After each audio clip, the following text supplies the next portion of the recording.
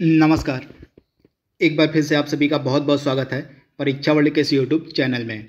दोस्तों, आज के इस वीडियो में हम इतिहास यानी कि हिस्ट्री के जो भी प्रीवियस ईयर में प्रश्न पूछे गए हैं वीडियो की परीक्षा में, उसको एक ही वीडियो में आज हम कवर करेंगे। यह वीडियो आपकी आगामी परीक्षा के लिए बहुत ही ज़्यादा महत्वपूर्ण होने वाला है। हम यहाँ पे उन सभी प्रश्नों को कवर करने वाले हैं, देखने वाले हैं जो वीडियो की प्रीवियस ईयर की परीक्षाओं में पूछे गए हैं। तो बिना किसी देरी के आज आइए सेशन को स्टार्ट करते हैं। पहला प्रश्न आपके स्क्रीन पर है। यहाँ पे मोहनजोदड़ो का अर्थ पूछा गया है कि मोहनजोदड़ो का अर्थ क्या होता है। तो आपको पता होगा मोहनजोदड़ो जो है सिंधु घाटी सभ्यता का एक बहुत ही इम्पॉर्टेंट स्थल है। तो इसका अर्थ क्या होता है? Mount of the dead, Hindi में इसको हम बोलते हैं मृतकों का टीला। तो इसको आप याद रखिएगा, इसको जो है हम क्या बोलते हैं? तो इसको जो है हम मृतकों का टीला भी कहते हैं। तो ये फैक्ट आप याद रखिएगा। वर्तमान में इसकी लोकेशन कहाँ पर है? तो वर्तमान में ये आपको पाकिस्तान में मिलेगा, तो इसके बारे में भी आप याद रखिएगा। तथा किस नदी के तट पर यह है? तो सिंधु नदी के। किस नदी के? तो सिंधु नदी के तट पर आपको मिलेगा मोहनजोदड़ो, जिसकी लोकेशन वर्तमान में पाकिस्तान में है। तो इसके बारे में आप याद रख सकते हैं, इंपॉर्टेंट है, डायरेक्टली यहाँ से प्रश्न आपके एग्जाम में पूछा जा सकता है। तो इसका मतलब क्या होता है? मृतकों का टीला। तो ऑप्शन आपका बी यहाँ पे बिल्कुल सही हो जाएगा। इसके अलावा कुछ और फैक्ट मैं आपको बता दे रहा हूँ मोहनजोदड़ो से रिलेटेड, जो एग्जाम में बार बार पूछे जाते हैं। तो मोहनजोदड़ो से जो है विशाल स्नानागार प्राप्त हुआ था, जिसको हम ग्रेट बाथ के नाम से जानते हैं, ग्रेट बाथ। और इसको हिंदी में हम क्या बोलते हैं? विशाल स्नानागार। यह जो है मोहनजोदड़ो से ही प्राप्त हुआ था। इसके अलावा मोहनजोदड़ो की जो सबसे बड़ी इमारत है उसको हम क्या बोलते हैं? अन्न कोठार। तो इसे भी आप याद रख सकते हैं। मोहनजोदड़ो की जो सबसे बड़ी इमारत है उसको हम अन्न कोठार के नाम से जानते हैं। तो ये इंपॉर्टेंट फैक्ट जो मैंने आपको बताए हैं, इनको आप याद रख सकते हैं। यहाँ से प्रश्न आपके एग्जाम में पूछे जा सकते हैं। पहला प्रश्न आपके स्क्रीन पर है। और ये अगला प्रश्न, सिंधु घाटी सभ्यता के बारे में इसमें से कौन सा कथन सही दिया गया है, आपसे पूछा जा रहा है। तो आइए एक एक करके सभी कथनों को पढ़ते हैं। पहला कथन क्या है? सिंधु घाटी सभ्यता के लोग कपास का उत्पादन करने वाले प्रथम थे। तो पहला कथन आपका बिल्कुल सही दिया गया है। जो सिंधु घाटी सभ्यता के लोग हैं इनको सबसे पहले कपास को पैदा करने का श्रेय दिया जाता है। तो ऑप्शन ए वाला यहाँ पे बिल्कुल सही है। उन्होंने लकड़ी के बक्से में अनाज भंडारित किया। दूसरा कथन आपका बिल्कुल सही है, और दूसरा कथन आपका गलत हो जाएगा। इसके अलावा तीसरा कथन भी आपका बिल्कुल गलत है। और इसके अलावा आपका जो है चौथा वाला भी कथन आपका गलत ही है, क्योंकि घोड़ों से जो है सिंधु घाटी सभ्यता के लोग परिचित नहीं थे। तो ये फैक्ट आप याद रखिएगा, ये प्रश्न आपसे एग्जाम में पूछा जा सकता है। तो जो सिंधु घाटी सभ्यता थी वह अश्व केंद्रित, यानी कि यहाँ पे घोड़ों से जो है यहाँ के लोग परिचित नहीं थे। ये फैक्ट आप याद रखिएगा। तो यहाँ पे नीचे के जो तीनों आपके ऑप्शन दिए गए थे ये गलत दिए गए थे। पहला ऑप्शन आपका बिल्कुल सही है। सिंधु घाटी सभ्यता के लोग को कपास पैदा करने का श्रेय सबसे पहले दिया जाता है। तो ऑप्शन ए आपका यहाँ पे सही हो जाएगा। अगला प्रश्न आपके स्क्रीन पर है। दिल्ली में कुतुब मीनार दुनिया का सबसे ऊंचा ईंट का बना हुआ मीनार है। तो इनमें से कौन से राजा ने इसके निर्माण में योगदान नहीं दिया था, आपसे पूछा जा रहा है। तो आप याद रखिएगा, दिल्ली का जो कुतुब मीनार है उसकी नींव किसने रखी थी? तो कुतुबुद्दीन ऐबक के द्वारा इसकी नींव रखी गई थी, किंतु बाद में इसकी मृत्यु हो जाती। तो इसका निर्माण कार्य जो है पूरा कौन करवाता है? तो इसका जो निर्माण कार्य है पूरा करवाया जाता है इल्तुतमिश के द्वारा। बाद में जब क्षतिग्रस्त हो जाता है यह कुतुब मीनार, तो इसके मरम्मत का कार्य जो है फिरोज शाह तुगलक करता है। तो फिरोज शाह तुगलक का संबंध कुतुब मीनार से है। अलाउद्दीन खिलजी का संबंध कुतुब मीनार के निर्माण से है। इसके अलावा इल्तुतमिश का संबंध जो है कुतुब मीनार के निर्माण से है, लेकिन अलाउद्दीन खिलजी का संबंध कुतुब मीनार के निर्माण से नहीं है। तो इसके बारे में आप याद रखिएगा। अगर एग्जाम में आपसे पूछ ले कि कुतुब मीनार की नींव किसने रखी थी, तो राइट आंसर आपका क्या हो जाएगा? कुतुबुद्दीन ऐबक। वहीं अगर आपसे एग्जाम में पूछ ले कि कुतुब मीनार का जो निर्माण का कार्य था पूरा किसने करवाया था, तो राइट आंसर आपका क्या हो जाएगा? इल्तुतमिश। अगला प्रश्न आपकी स्क्रीन पर है। घटना और तारीख, इन जोड़ों में से कौन सा जोड़ा सही ढंग से मेल नहीं खाता, उसकी आपको पहचान करनी है। बहुत ही ज़्यादा महत्वपूर्ण प्रश्न है, एग्जाम ओरिएंटेड प्रश्न है। यहाँ से प्रश्न आपके एग्जाम में पूछा जा सकता है। तो आइए प्रश्न को सॉल्व करते हैं। तो पहला वाला कथन क्या दिया गया है? दिल्ली भारत की नई राजधानी बनी थी कब? 1911 में। आप याद रखिएगा 1911 का जो दिल्ली दरबार था जिसमें आयोजित जो किया गया था दिल्ली में, इसी में वायसराय के द्वारा घोषणा की जाती है कि जो इंडिया की राजधानी है, जो भारत की राजधानी है, उसको कलकत्ता से दिल्ली स्थानांतरित किया जाएगा। तो 1911 में यह घोषणा हुई थी, लेकिन ऑफिशियल रूप से आधिकारिक तौर पे 1912 में जो है दिल्ली राजधानी बनती है। तो इसके बारे में आप याद रखिएगा। वहीं दूसरा कथन आपका क्या दिया गया है, देख लेते हैं यहाँ पे। महात्मा गांधी ने इंडिगो प्लांटर्स की शिकायतों पर ध्यान आकर्षित करने के लिए बिहार में चंपारण अभियान शुरू किया था। तो आप याद रखिएगा 1917 में। तो 1917 में जो है बिहार में चंपारण जो मूवमेंट था, चंपारण जो आंदोलन था, उसका नेतृत्व जो है महात्मा गांधी ने किया था। तो दूसरा वाला कथन आपका सही दिया गया है। तीसरा कथन क्या है, बाल गंगाधर तिलक ने पुणे में अपने मुख्यालय के साथ भारतीय गृह नियम का मतलब यहाँ पे क्या हो जाएगा, इंडियन होम रूल लीग से है। तो इंडियन होम रूल लीग की जो स्थापना 1914 में की गई थी। तो यह कथन आपका बिल्कुल गलत हो जाएगा। 1914 में नहीं बल्कि की गई थी, कब की गई थी, 1916 में जो है इंडियन होम रूल लीग की स्थापना की गई थी। तो आपका सी वाला कथन यहाँ पे गलत दिया गया है। इसके अलावा चौथा कथन क्या दिया गया है, सुभाष चंद्र बोस ने इंडियन नेशनल कांग्रेस में अध्यक्ष के रूप में इस्तीफा दे दिया था 1939 में। जो त्रिपुरी का सेशन हुआ था, त्रिपुरी अधिवेशन जो हुआ था 1939 में, इसी समय जो है सुभाष चंद्र बोस ने भारतीय राष्ट्रीय कांग्रेस के अध्यक्ष पद से इस्तीफा दे दिया था। तो इसमें से डी आपका सही हो जाएगा, बी आपका सही हो जाएगा, ए आपका सही हो जाएगा, लेकिन आपका सी वाला जो है गलत दिया गया था। इंडियन होम रूल लीग की जो स्थापना है तिलक के द्वारा 1916 में की गई थी। तो इसके बारे में आप याद रख सकते हैं, इंपॉर्टेंट है, यहाँ से प्रश्न आपके एग्जाम में पूछा जा सकता है। अगला प्रश्न आपके स्क्रीन पर है, इनमें से किस लड़ाई में अंग्रेजों ने बंगाल के नवाब सिराज उद दौला को हराया था। तो इस लड़ाई का नाम था प्लासी की लड़ाई और यह 1757 में लड़ी गई थी। तो ऑप्शन आपका ए यहाँ पे बिल्कुल सही हो जाएगा। इसके बारे में आप याद रखिएगा, 23 जून 1757 को प्लासी का युद्ध हुआ था। सिराजुद्दौला जो कि बंगाल का नवाब था उस समय और अंग्रेजों के मध्य, तथा उस समय अंग्रेजी सेनापति कौन था, तो रॉबर्ट क्लाइव जो है अंग्रेजों का सेनापति था। इस युद्ध में जो है सिराज उद दौला की पराजय होती है। अगला प्रश्न आपके स्क्रीन पर है, जैन धर्म में 3 रत्न यानी कि त्रिरत्न दिए गए हैं। उन्हें जो है निर्माण का मार्ग भी कहा जाता है जैन धर्म में। तो आपको बताना है कि ये त्रिरत्न कौन से हैं। तो ये त्रिरत्न आपके कौन से हो जाएंगे, सही विश्वास, सही ज्ञान और सही आचरण, यानी कि ऑप्शन आपका यहाँ पे जो डी है बिल्कुल सही हो जाएगा। जैन धर्म के त्रिरत्न कौन कौन से होते हैं, एग्जाम में यहाँ से प्रश्न पूछा जाता है। तो इनके बारे में आपको याद रखना है, सही विश्वास, सही ज्ञान और सही आचरण। तो इनके बारे में आप याद रखिएगा। इनको अन्य नाम से भी जानते हैं। सही आपका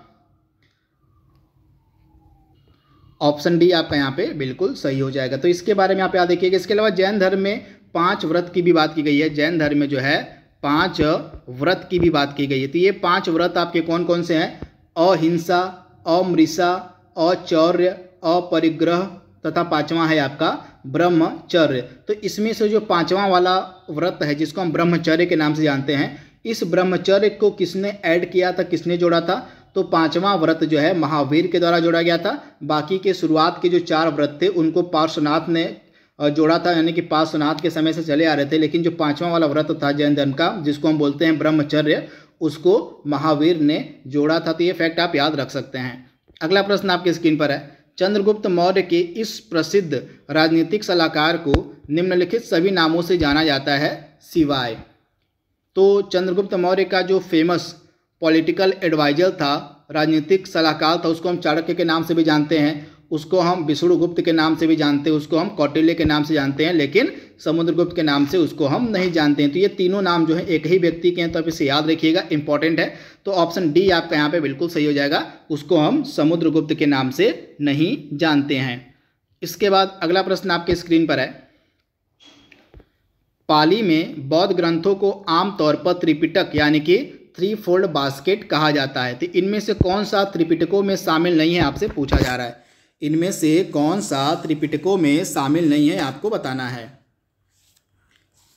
तो जो बौद्ध धर्म के त्रिपिटक हैं इनमें हम किसको किसको रखते हैं, अधिधम्म पिटक को, सुत्त पिटक को, विनय पिटक को, लेकिन उपशाखा पिटक को इसमें जगह नहीं दी गई है। तो राइट आंसर आपका क्या हो जाएगा, ऑप्शन सी इससे संबंधित नहीं है। तो इसके बारे में आप याद रख सकते हैं।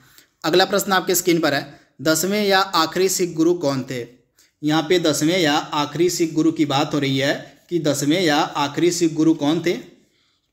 बहुत बार एग्जाम में यह प्रश्न पूछा गया है। तो राइट आंसर आपका क्या हो जाएगा?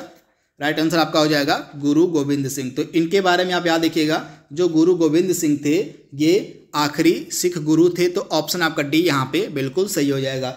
इनका जन्म जो है पटना में हुआ था, कहाँ पर? 1966 में, सॉरी 1666 में, 1666 ईस्वी में पटना में जो है गुरु गोविंद सिंह का जन्म हुआ था। तो इनके बारे में आपको याद रखना है।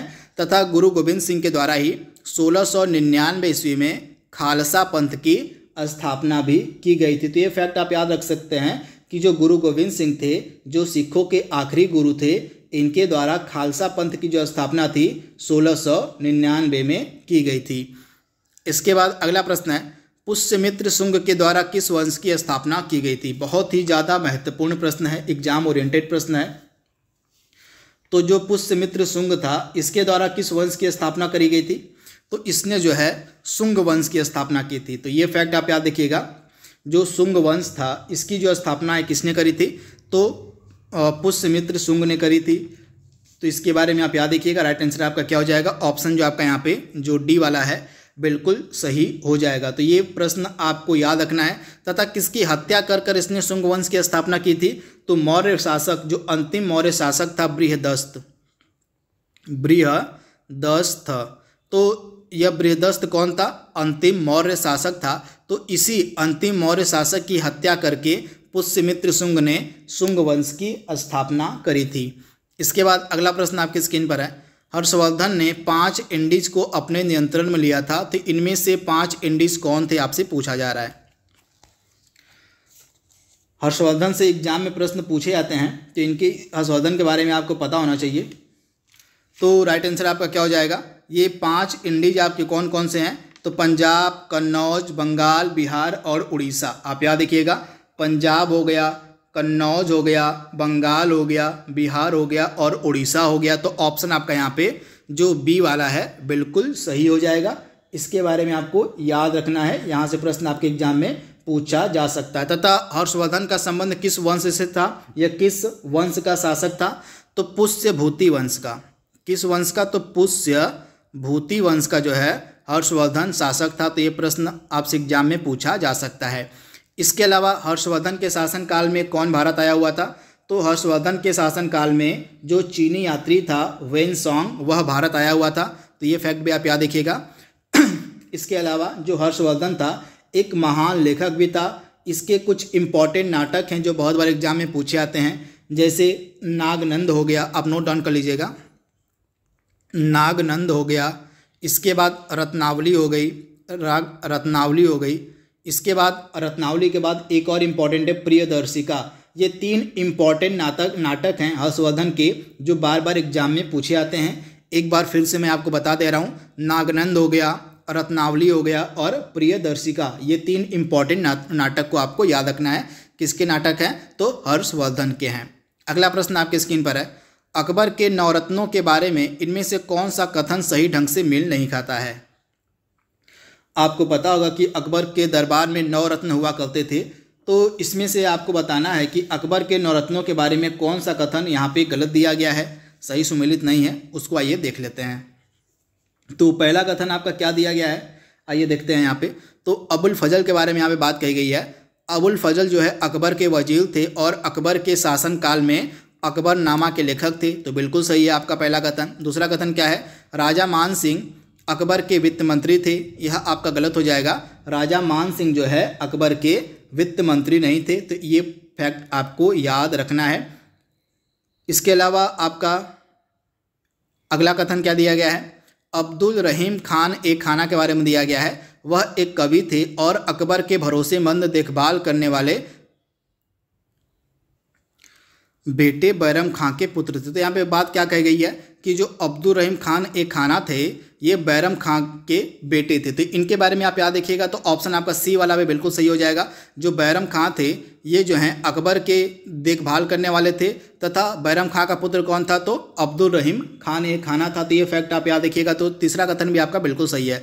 मुल्ला दो प्याजा के बारे में यह कथन दिया गया है कि वह मुगल सम्राट अकबर के मुख्य सलाहकारों में से एक थे। तो आपका डी वाला भी कथन बिल्कुल सही दिया गया है। लेकिन इसमें से कौन सा कथन आपका यहाँ पे गलत दिया गया है, मान सिंह के बारे में यहाँ पे कथन आपका गलत दिया गया है, तो ऑप्शन आपका बी यहाँ पे बिल्कुल सही हो जाएगा। इसके बारे में आपको याद रखना है, ऑप्शन बी आपका यहाँ पे गलत दिया गया है। इसके बाद अकबर का शासनकाल कब से कब तक था, आपसे पूछा जा सकता है। तो अकबर जो है मुगल सम्राट कब से कब तक रहता है, 1556 से लेके यह जो है 1605 तक जो है मुगल सम्राट रहता है। तो ये फैक्ट आप याद रख सकते हैं। इसके बाद अगला प्रश्न आपके स्क्रीन पर है, चोल अभिलेखों के अनुसार जैन सभाओं को दान में दिए जाने वाले भूमि को क्या कहा जाता है। बहुत ही ज़्यादा महत्वपूर्ण प्रश्न है, एग्जाम ओरिएंटेड प्रश्न है।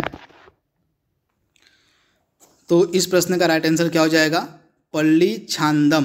क्या हो जाएगा, पल्ली छांदम। यह पे 6 पर आ की मात्रा रहेगी, तो यहाँ पे पल्ली छांदम यह किसको कहा जाता था, चोल अभिलेखों के अनुसार जैन सभाओं को दान में दिए जाने वाले भूमि को हम क्या कहते थे, तो पल्ली छांदम के नाम से जाना जाता था। तो ऑप्शन आपका सी यहाँ पे बिल्कुल सही हो जाएगा। इसके बारे में आप याद रखिएगा। अगला प्रश्न आपके स्क्रीन पर है, किस शासक ने भारत में तुगलक वंश की नींव रखी थी। यहाँ पे तुगलक वंश की बात हो रही है कि किसके द्वारा जो है तुगलक वंश की स्थापना करी गई थी, आपको बताना है। तो बहुत ही ज़्यादा महत्वपूर्ण प्रश्न है। राइट आंसर आपका क्या हो जाएगा, गयासुद्दीन तुगलक। ऑप्शन आपका यहाँ पे जो बी है बिल्कुल सही हो जाएगा। गयासुद्दीन तुगलक के द्वारा तुगलक वंश की स्थापना करी गई थी। तो आप इसे याद रखिएगा। तुगलक वंश का शासनकाल दिल्ली पर कब से कब तक था, तो 1320 से लेके 1412 तक जो है दिल्ली पर शासन किस वंश का रहा, तो तुगलक वंश का था। इसके बाद अगला प्रश्न आपके स्क्रीन पर है, निम्न में से किस शासक की मृत्यु उसके पुस्तकालय की सीढ़ियों से गिरकर हुई थी। आपको बताना है कि इनमें से ऐसा कौन सा शासक है जिसकी मृत्यु जो है उसके पुस्तकालय की सीढ़ियों से गिरकर हुई थी। बहुत ही ज़्यादा महत्वपूर्ण प्रश्न है। तो राइट आंसर क्या हो जाएगा, हुमायूं। हुमायूं की जो मृत्यु थी उसके पुस्तकालय की सीढ़ियों से गिरकर हुई थी। तो राइट आंसर आपका क्या हो जाएगा, ऑप्शन आपका यहाँ पे जो बी है बिल्कुल सही हो जाएगा। इसके बारे में आपको याद रखना है, यह दूसरा मुगल सम्राट था तो इस मुगल वंश का, तो इसके बारे में आप याद रखिएगा, इंपॉर्टेंट है। तथा इस जो पुस्तकालय की सीढ़ियाँ थी उसका नाम क्या था, मतलब पुस्तकालय का क्या नाम था, दीन ए पनाह। दीन ए पनाह यह एक पुस्तकालय थी, किसकी थी, तो हुमायूं के द्वारा इसकी स्थापना की गई थी। तो इसी दीन ए पनाह पुस्तकालय की सीढ़ियों से गिरकर जो है हुमायूं की 1556 में मृत्यु हो जाती है। तो ये फैक्ट आप याद रख सकते हैं। इसके बाद अगला प्रश्न आपके स्क्रीन पर है, विश्व प्रसिद्ध मोर सिंहासन का निर्माण और उसकी लाल किले में स्थापना निम्न में से किस मुगल सम्राट ने करवाई थी। तो मोर सिंहासन का निर्माण किसने करवाया था, तो आप याद रखिएगा, मोर सिंहासन का जो निर्माण है यह करवाया गया था किसके द्वारा, शाहजहां के द्वारा। ऑप्शन आपका यहाँ पे जो ए है बिल्कुल सही हो जाएगा, शाहजहां के द्वारा। इंपॉर्टेंट है, डायरेक्टली आपसे एग्जाम में पूछा जा सकता है। शाहजहां का शासनकाल कब से कब तक था, तो 1627 से लेके 1658 तक। 1627 से लेके 1658 तक जो है शाहजहां का शासनकाल था। तथा शाहजहां के शासनकाल को हम स्थापत्य कला का स्वर्ण युग कहते हैं।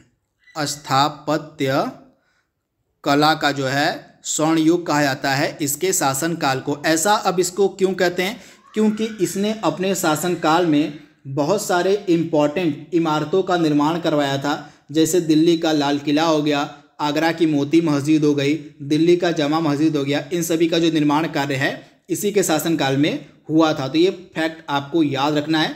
इसके अलावा तख्त ए ताउस, जिसको हम मयूर सिंहासन के नाम से जानते हैं, इसका निर्माण भी शाहजहां के द्वारा ही करवाया गया था।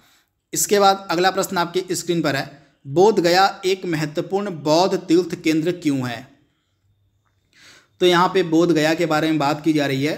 तो बोध गया एक इम्पॉर्टेंट बौद्ध तीर्थ केंद्र क्यों है, क्योंकि गौतम बुद्ध को यहाँ पर एक ज्ञान की प्राप्ति हुई थी। तो ऑप्शन आपका बी यहाँ पे बिल्कुल सही हो जाएगा। अगला प्रश्न आपके स्क्रीन पर है, महात्मा गांधी ने भारतीय राष्ट्रीय कांग्रेस के निम्नलिखित सत्रों में से किसकी अध्यक्षता की थी। महात्मा गांधी ने किस सत्र की अध्यक्षता करी थी, आपसे पूछा जा रहा है, इंपॉर्टेंट है।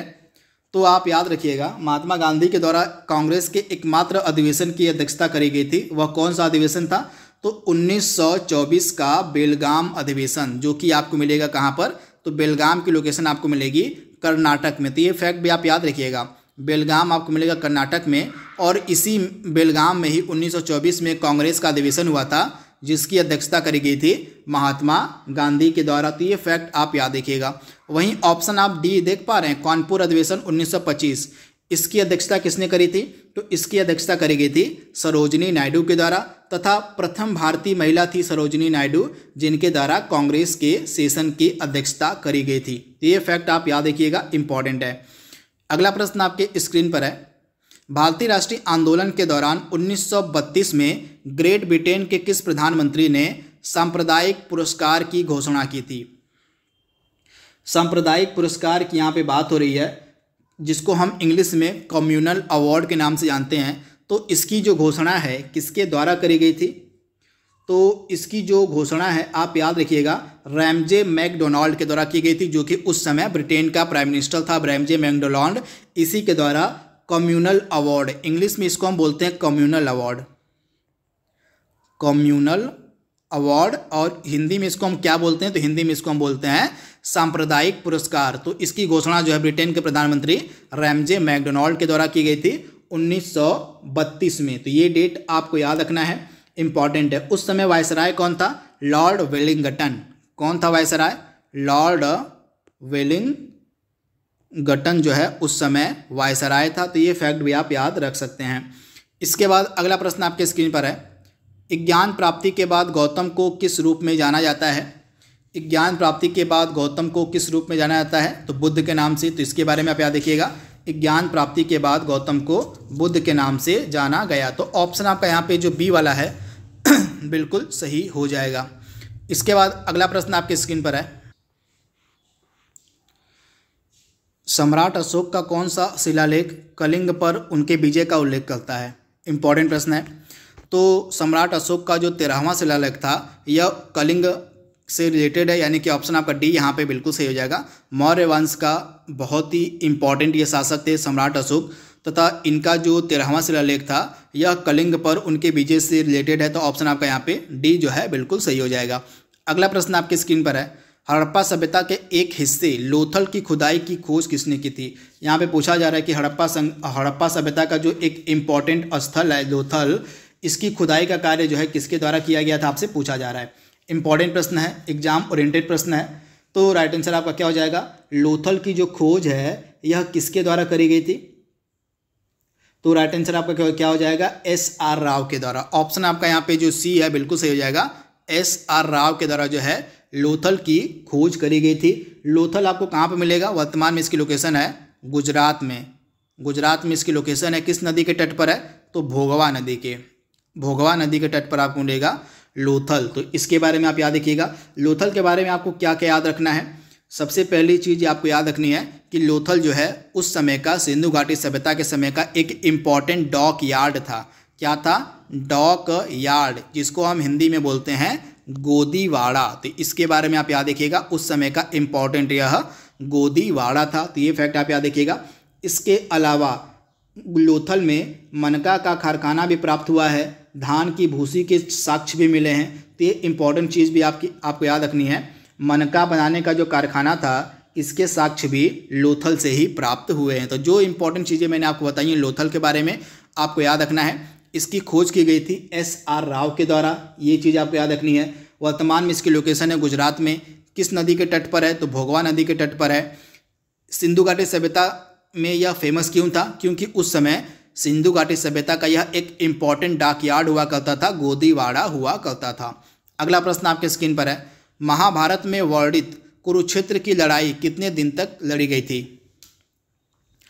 तो आप याद रखिएगा, टोटल 18 दिन, यानी कि ऑप्शन आपका यहाँ पे जो बी वाला है बिल्कुल सही हो जाएगा। अगला प्रश्न आपकी स्क्रीन पर है, कनिष्क प्रथम के शासनकाल के दौरान कौन सा प्रसिद्ध आयुर्वेद विद्वान रहता था? कनिष्क के शासनकाल में एक फेमस विद्वान हुआ करता था, उसके बारे में आपको बताना है। इंपॉर्टेंट प्रश्न है। तो राइट आंसर आपका क्या हो जाएगा? राइट आंसर आपका हो जाएगा चरक। ऑप्शन आपका यहाँ पे जो बी है बिल्कुल सही हो जाएगा। कनिष्क के शासनकाल में एक प्रसिद्ध आयुर्वेद विद्वान हुआ करते थे जिनका नाम था चरक। तो इनके बारे में आपको याद रखना है, इंपॉर्टेंट है। तथा यह जो कनिष्क प्रथम था इसके शासनकाल में चतुर्थ बौद्ध संगति का आयोजन किया गया था। ये फैक्ट भी आप याद रखिएगा। जो चौथी बौद्ध संगति हुई थी यह ईसा की प्रथम शताब्दी में कश्मीर में हुई थी, किसके शासनकाल में हुई थी, तो कनिष्क के शासनकाल में हुई थी। तो ये फैक्ट भी आपको याद रखना है, इंपॉर्टेंट है, डायरेक्टली आपसे एग्जाम में पूछा जा सकता है। अगला प्रश्न आपकी स्क्रीन पर है, तारिख ए फिरोज शाही के लेखक आपसे पूछे जा रहे हैं कि कौन है। तारिख ए फिरोज शाही, तो यह किसके द्वारा लिखी गई है पुस्तक, तो तारिख ए फिरोज शाही के लेखक हैं जियाउद्दीन बर्नी। ऑप्शन आपका ए यहाँ पे 100% सही हो जाएगा। अगला प्रश्न है, निम्न में से किन्होंने 1857 के सिपाही विद्रोह को विद्रोह नहीं कहा था।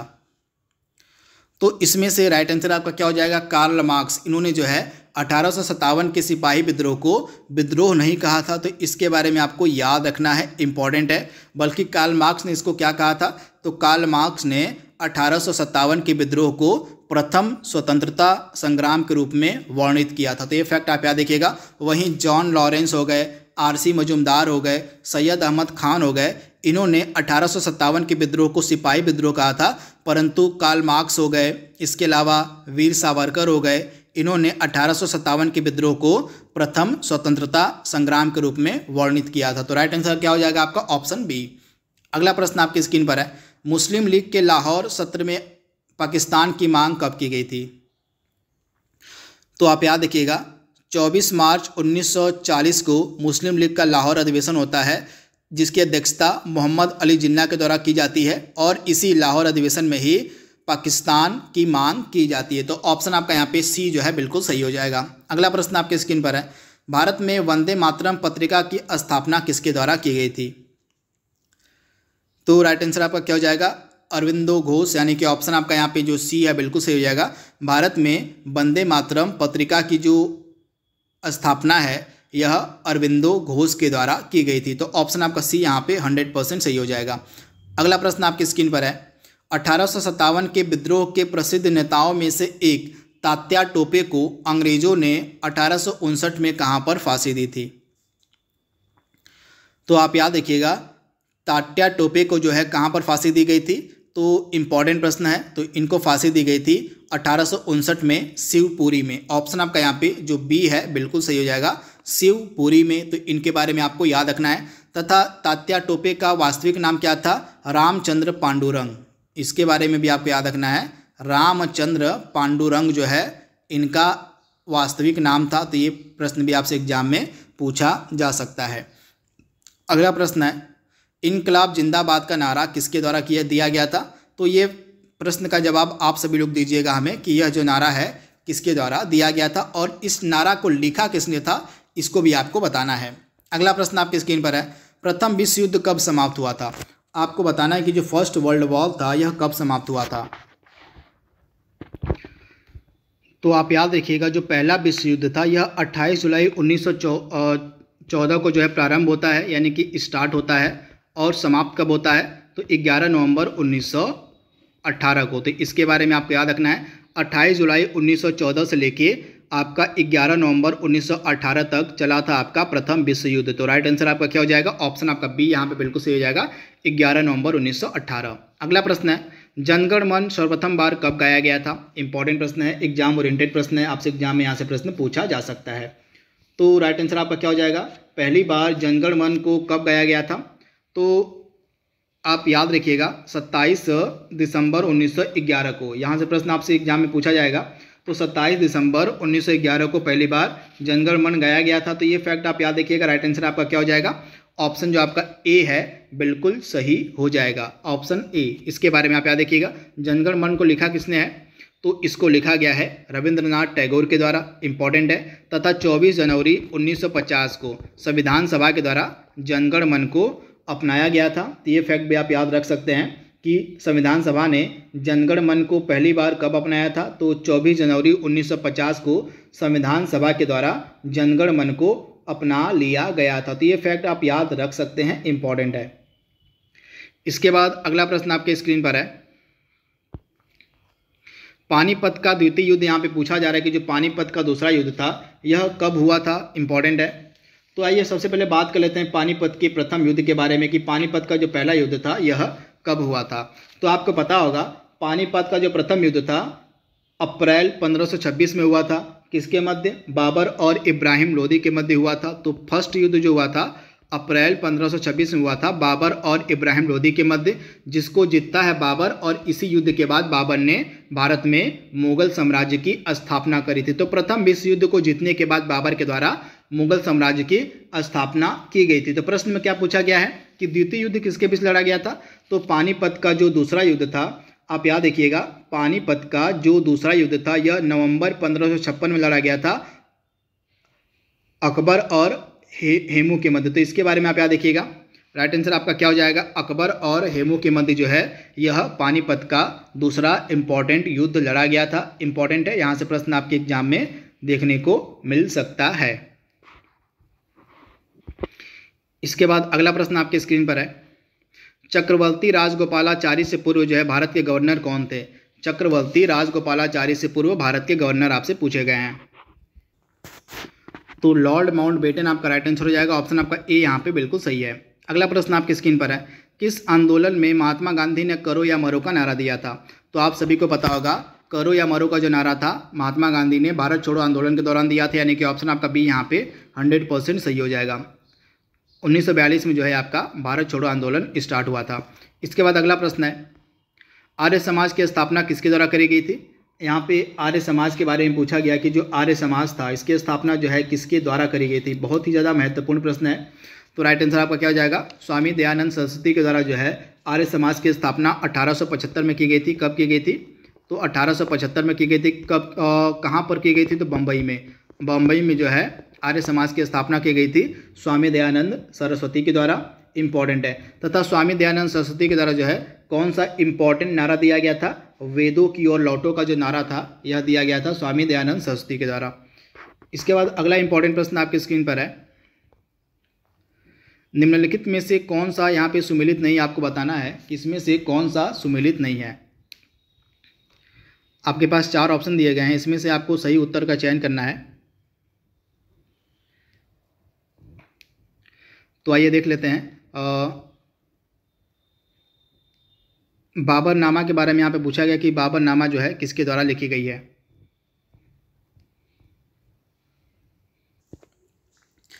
तो बाबरनामा का लेखक कौन है? तो बाबर हो जाएगा, पहला ऑप्शन आपका बिल्कुल सही है। इसके अलावा शाहजहां नाम, इसके लेखक कौन है?